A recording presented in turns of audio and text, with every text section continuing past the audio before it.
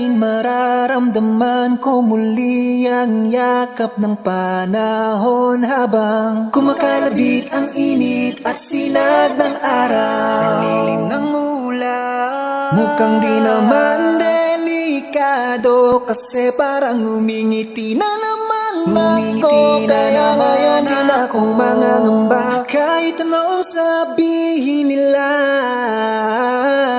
Ngayong nandyan ka na di magmamadali, ikaw lang ang katabi hanggang sa ang buhok ay pumuti.